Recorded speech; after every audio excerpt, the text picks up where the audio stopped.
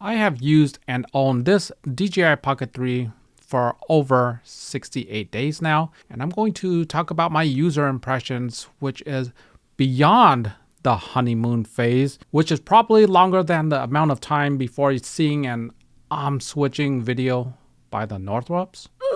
So before getting the DJI Pocket 3 with my very own money, the other option would have been an action camera. And why not an action camera? Well, the action camera has a smaller sensor. It produces lower quality images and video. It's not particularly good in low light because the sensor is not 1 inch. It's smaller than 1 inch. And on top of that, digital stabilization shrinks the sensor a little bit more. So that's why I didn't go with a higher end action camera. Why not the ZV-1? And well, the ZV-1, it's decent, but like the action camera, this thing also has poor battery life. I mean, you're stretching it if you can even get to 1 hour of recording. Sure, you can change out the batteries, but it's still annoying to bring along a charger and charge batteries, extra batteries. It's got its own little quirks that I don't enjoy much of it. Stabilization is not particularly good. It doesn't do 4K 60. It uses H.264 as opposed to H.265. It can use a bit more polishing for it. I mean, it's just not that great. And when it comes to the iPhone 15 Pro, this thing is with me everywhere regardless, right? So it's not like I'm going to avoid this. It's just that the file sizes, if you want something comparable to the DJI Pocket 3, then you're going to have to use ProRes log, and those file sizes are absolutely horrendously large. If it could record H.265 and Apple log in the default mode, it would be great. Otherwise, the footage is going to look like over-processed garbage. That's just my opinion, at least. And okay, so this is a great device, and for most people, they're probably not going to trade up this device in favor of the DJI Pocket 3, just being fair. It's just that I like to have my phone to use as my phone when I'm out and about. I use it for information purposes rather than the camera. It does become an incidental camera, just not all the time. So back to the DJI Pocket 3. What makes this so amazing? Well, the portability factor.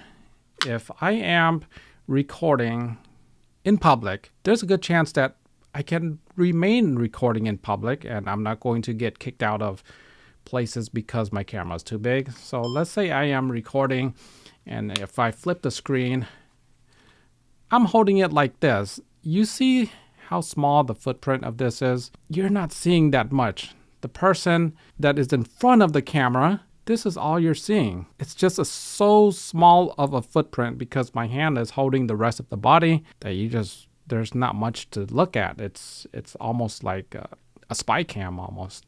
So it's just so small.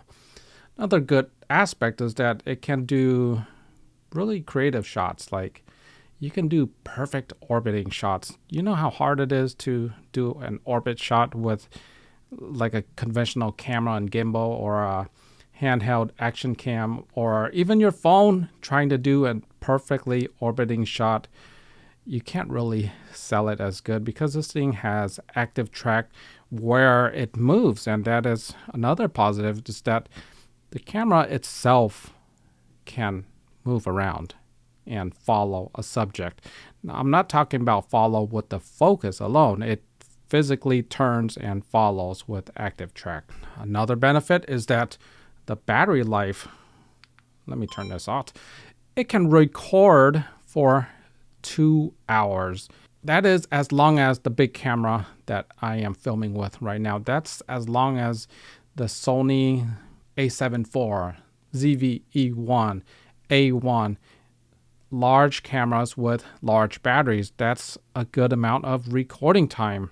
Sure, it's annoying that the battery is built in and cannot be removed. However, it recharges faster than a toddler after eating a dozen mochi donuts. Does it have flaws? Of course it does. That's why this one looks so funny. I'm not going to be sitting around and complaining about the issues. I don't identify as a woman. Bruh.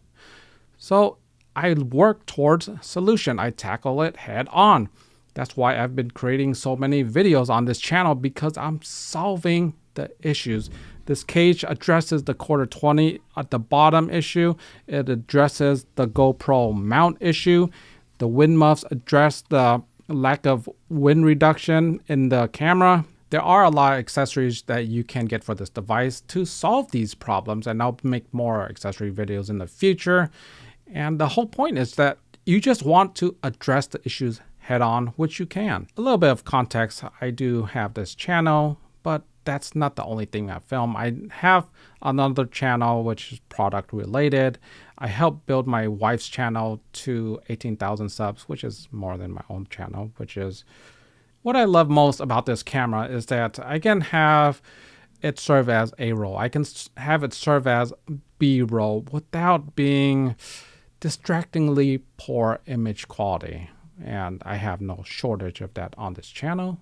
Another thing that's great about this camera is that it is a gimbal and camera in one. And I'm not one to shy away from shilling products. I have done plenty of lens reviews and whatnot, and even lenses I've got free, but that usually aligns with my philosophy and it aligns with what my audience is seeking for. So it's a mutually beneficial everywhere along the way. What I don't do is that I don't do much gimbal reviews, and I'm not that guy to accept products from every single manufacturer, which hurts my subscribers and hurts my relations. Not naming anyone out there like Sigma or Feiyutech. But aside from that, I just do not like gimbals, and I don't advocate for it because they are complicated devices and they are heavy and they require that you pay extra attention to another battery. It's just another device. It gets annoying. But when it comes to the DJI Pocket 3, this is a gimbal and a camera into one, so it is a problem solver. As a content creator, this camera can provide a great second angle. So if I'm filming with this A camera, I can film simultaneously with this B camera. And it's great for that because long videos with just one camera angle can get boring.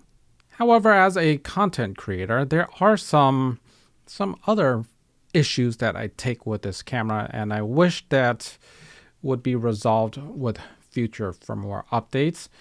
Because if I'm filming with multiple angles, I will be producing a lot of footage, and footage can be taxing on something like this MacBook, because this thing doesn't have a lot of space, and not having a lot of space, it can get annoying just having to load up a lot of images, a lot of footage, and then end up erasing it just to make space all the time.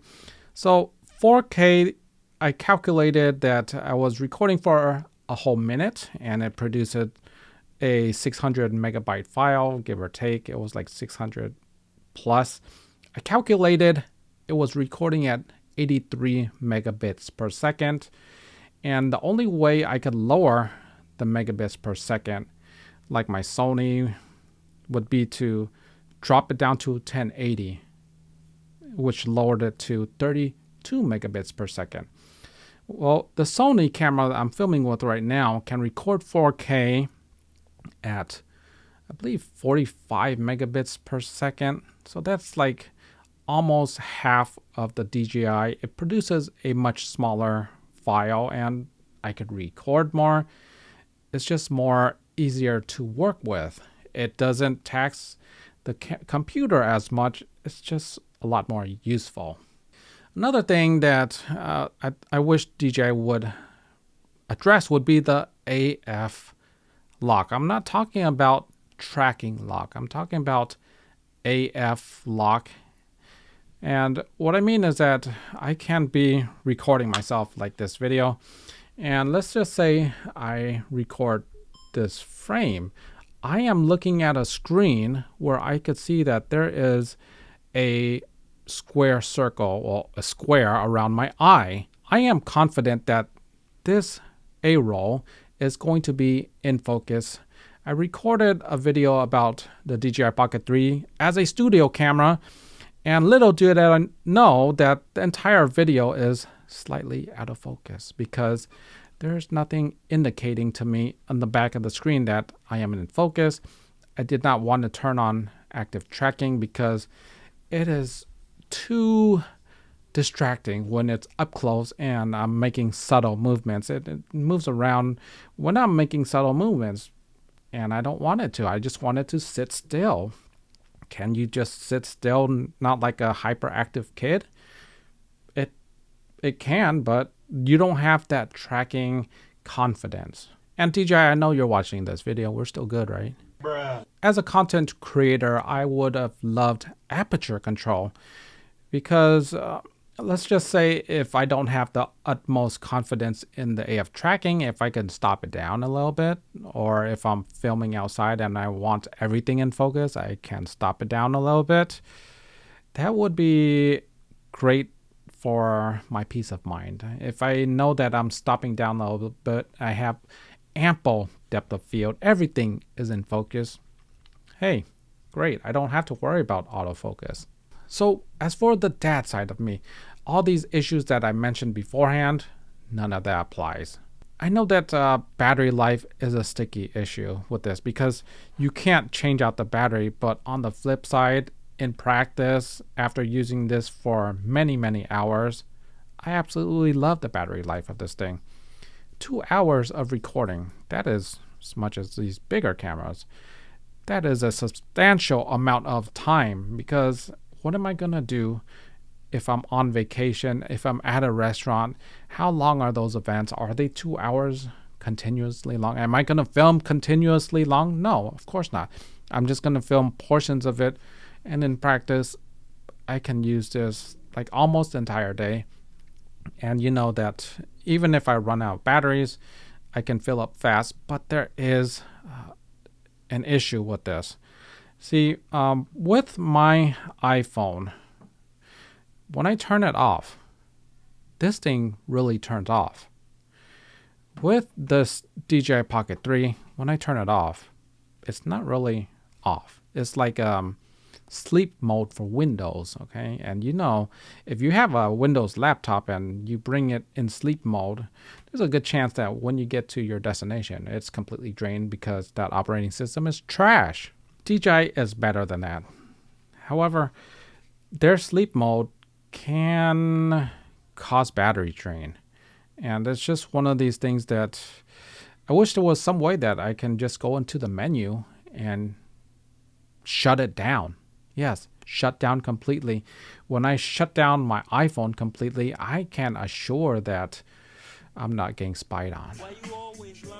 Another issue with the battery life is that once you're at 50%, for instance, you get battery anxiety. I mean, would you let your phone draw down to 50%? Well, it probably does all the time, but you start to get battery anxiety. You start looking for a charger.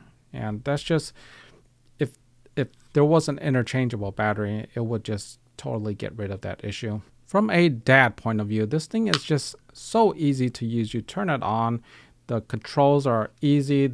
It's not overwhelming. This thing is easier to use than a 5-year removed Desperate Widow. Another win from a dad point of view is that this thing is so easy to store. It is so small, so pocketable. It's easier to conceal than the second disattached from the wife bank account. Bruh. I really like how tiny this thing is, how discreet it is in practice, and just the overall size of this is an absolute winner. I mean, if you're talking about the deficiency, which would be longer focal length. Sure, it doesn't do longer focal lengths. That's true. But if you have this as a wide end, and then you have like another camera as the telephoto, because let's face it, if you're carrying another camera as a telephoto lens, then this can work for you. If you're carrying a camera, that means that you may not need a wide angle lens like this 20-70 for the Sony ZV-E1, which is an amazing lens. It weighs like over twice as much as this little pocket camera, and it's not a camera either. It's just one lens. And from a dad point of view, do I miss the longer focal lengths? Yes, I do on occasion, but for most day-to-day stuff, I really don't. I can just get closer to my subject, get closer to whatever I'm filming, just walk up to a scene. If you're trying to capture singing on a stage, if you're trying to capture dance on the stage, if you're trying to capture kids running across the field, this is not going to be the tool for you. But it can be a complementary camera, a complementary second camera that you can use to that crowd reaction. You can use for that establishing shot. You say you use this as a second camera and it's filming reactions, and you can capture special moments such as a full-grown man that is crying out of happiness because he got out one day before he qualified for alimony. Sure, it's not as effective as filming with a telephoto lens for those moments, but it is still effective nonetheless. There is an entire YouTube genre of capturing reactions, and capturing reactions for your video is near essential. From a dad's point of view, while the size and the form factor of this device is incredible, its biggest asset is also its liability, and that is the fact that it is an electronic gimbal. So if you're using this device which encourages movement, you're moving this camera forward and backwards, you might be running, you might be hiking, and if you hike with this thing is just so sensitive. What if you brush into a tree? What if you walk into a person? You don't want to do that with this camera. So even for the most incidental moments as an action camera, I mean, before people even jump on this thread and my comments and flame me about it, DJI sells the action adapter, expansion adapter, which converts this thing into like a GoPro action camera mount. So they did think of it as a incidental action camera. But in reality, when you do use it as an incidental action camera, you can have a bit of anxiety because this thing is just so sensitive. And even in your back pocket, as a bare device, it can cause some anxiety because let's just say this head, sure, it moves around, right? And you think that, sure, if you bump it, it'll just move around, but it actually has hard stops. If I move it beyond the hard stop, is it going to break? It probably will. And it has two hard stops, well, for this main larger gimbal assembly, and it doesn't flex, you know what I mean? It just one axis, that is it. And if you're gonna flex it this direction, it's gonna break. If you're gonna go beyond the hard stops, it's gonna break. So it's just in the back of your mind, you know that all the time that when you're using this and say a small child runs into you, you can damage it. If you drop it, for sure you're gonna damage it. If you give it to a fumbly person that is a klutz all the time, that person's gonna damage it. On top of that, it's been revealed that this screen is more sensitive than a teenage goth without Xanax. It's known to break because of the case, and just putting it in and out of the case has a tendency to just flick it the wrong way and it can break. But on the flip side, I do think that DJI probably has addressed that by now, and they should because it's giving them bad press. But I think if you're buying this in 2024, that screen breaking problem probably isn't going to be a factor. That is just my opinion. So what do I think is going to beat this DJI Pocket 3? And probably nothing, except if DJI were to produce a better DJI Pocket 4. DJI themselves is the one that's going to beat this. I mean, Insta360, they have potential, right? This is the Insta360 1-inch, and this is an amazing camera because if you think about it, it's f2.2 and it has a sensor, 1-inch sensor in the front, 1-inch type sensor in the rear. This thing is filming both ways, both at once, but it has a lot of workflow issues that it's just kind of known for Insta360. Like the Ace Pro doesn't film at H265. Come on now. And the 1-inch version, this thing right here, it produces this proprietary file. I'm not sure if it's proprietary, but you can't open it up in Final Cut unless you run it through the studio software. And just because of that, the workflow is just extremely difficult and time consuming. So in theory, Insta360 can create a device that is better than the DJI, but theory isn't not reality. A 1-inch type style action camera, while I don't think it will beat the DJI Pocket 3, because at the end of the day, the Pocket 3 is a gimbal. This is never going to be a gimbal. This is always going to rely on electronic stabilization, but it might be good enough for you because with these pocket cameras, I mean, you can put this anywhere. You could put it on a ledge without fearing for your life. You can put it on a hydrant. You can put it inside of a cup and pour water on it. This thing is just so flexible. You can really stretch out your creativity options with an action camera. It's durable. You can let anybody film with it. You can mount it on a dog. But even action cameras can suffer from the ability to see far. Okay. So if DJI were to produce a 3-camera Pocket 4, that would solve the ability to see far. But that also has its own downsides in that there are 3 smaller cameras and 3 smaller lenses, 3 smaller sensors. They're not going to be 3 1-inch type sensors. And the only way around that is that if this thing had a zoom, it would probably be variable aperture, very tiny. So that is something that might be in the future one day. And something similar to that would be like the ZV-1 style cameras. And these cameras, they're all right, but they'll never match what the Pocket 3 has for a few reasons.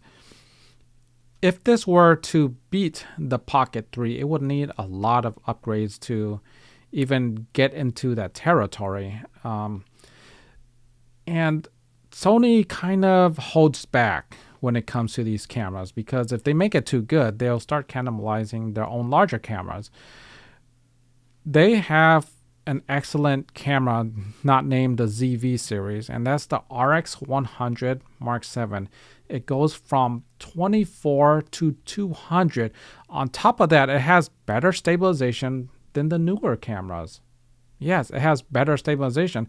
It has active and it has, they call it intelligent dynamic, or it's similar to dynamic stabilization. The downside with that older camera is that obviously that is like 6 or 7 years old. It's really old at this point.